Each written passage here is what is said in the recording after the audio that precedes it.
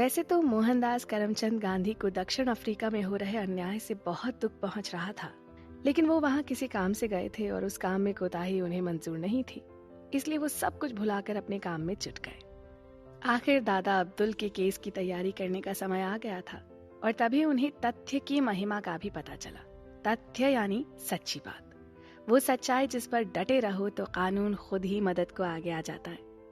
दादा अब्दुल का केस मजबूत भी था और सच्चा भी, इसलिए उसे जीतने की पूरी आशा थी। लेकिन मुकदमा दो रिश्तेदारों के बीच था और उसका अंत जाने कब होता।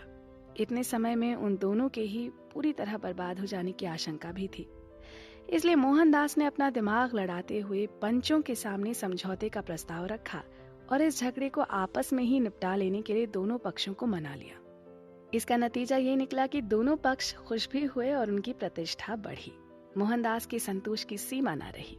उन्होंने सच्ची वकालत करना सीखा, मनुष्य के अच्छे पहलू को खोजना सीखा और मानव मन को समझना सीखा।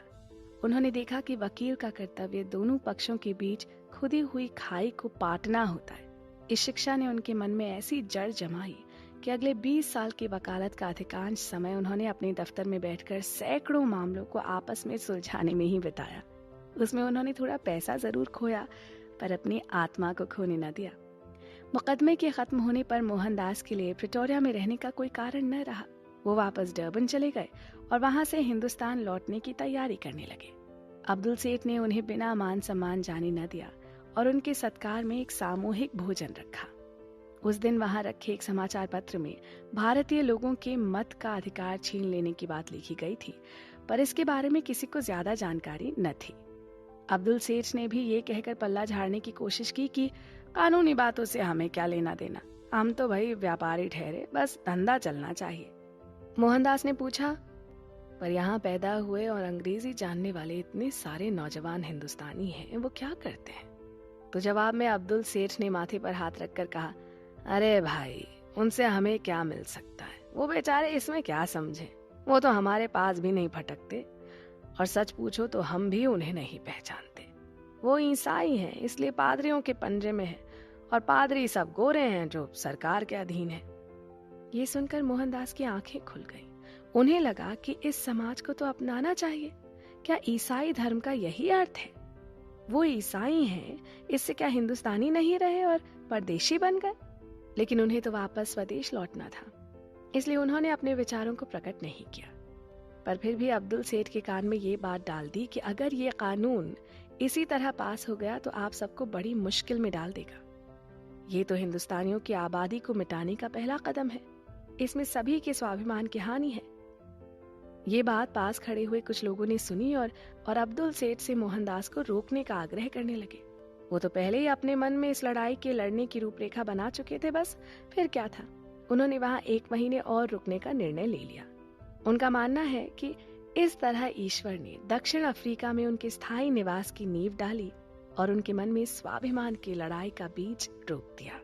ऐसे में पहला काम था धारा सभा के अध्यक्ष को तार से ये सूचना देना कि इस बिल पर विचार करना बंद किया जाए। इसका जवाब आया कि बिल पर चर्चा 2 दिन के लिए आगे बढ़ा दी गई है। उस समय के लिए ये भी किसी शुभ समाचार से कम न था। सब जानते थे कि यही नतीजा निकलेगा, पर फिर भी इसे सुनकर कौम में जैसे नव जीवन का संचार हुआ। इससे सबको पता लगा कि वो सब एक हैं। केवल व्यापार संबंधी अधिकारों के लिए ही नहीं, बल्कि कौम के अधिकारों के लिए भी लड़ना उन सबका धर्म है। उन दिनों लॉर्ड रिपन उपनिवेश मंत्री थे। उन्हें एक बहुत बड़ी अर्जी भेजने का निश्चय किया गया। इस अर्जी पर अधिक से अधिक लोगों के हस्ताक्षर लेने थे। ये काम एक दिन में तो नहीं ही हो सकता था, अतः स्वयं सेवक नियुक्त हुए और सबने काम निपटाने का जिम्मा लिया। अर्जी लिखने में मोहनदास ने बहुत मेहनत की। ढेर सारी किताबों को पढ़ने के बाद ही ये अर्जी लिखी गई। हिंदुस्तान में सभी एक प्रकार के मताधिकार का उपयोग करते हैं। सिद्धांत की इस दलील को और हिंदुस्तानियों की आबादी कम है, इस व्यावहारिक दलील का उन्होंने अपनी बात रखने के लिए केंद्र बिंदु बनाया। अर्जी पर 10,000 हस्ताक्षर हुए। अर्जी भेजने लायक हस्ताक्षर मिलने में 15 दिन लग गए। इतने कम समय में नेटाल में 10,000 लोगों का साथ जोड़ा गया। ये कोई छोटी मोटी बात नहीं थी। लोग ऐसे काम से अपरिचित थे। अर्जी गई, उसकी 1,000 प्रतियां छपवाई गई। उस अर्जी के कारण हिंदुस्तान के आम लोगों को नेटाल का पहली बार परिचय हुआ।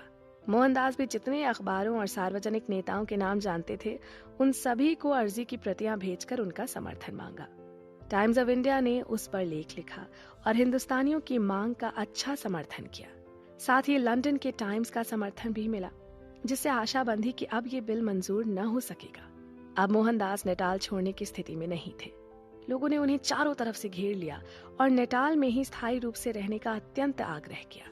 उन्होंने ऐसे में अपनी कठिनाइयां भी बताई कि वो सार्वजनिक खर्च पर नहीं रहना चाहते। उन्हें अपने लिए किसी अच्छी बस्ती में घर लेना था, जिसके लिए सालाना आमदनी भी अच्छी चाहिए थी। उन्होंने निश्चय किया कि इतनी रकम की वकालत की गारंटी मिलने पर ही वो रुकेंगे और वहां रहने वालों को इसकी सूचना दे दी। जवाब में करीब 20 व्यापारियों ने उनके लिए सालाना काम बांध दिया। दादा अब्दुल विदाई के समय उन्हें जो भेंट देने वाले थे, उसके बदले उन्होंने आवश्यक फर्नीचर खरीद कर दिया और इस तरह मोहनदास करमचंद गांधी नेटाल में ही बस गए। ये सफर अभी बाकी है, आप कहीं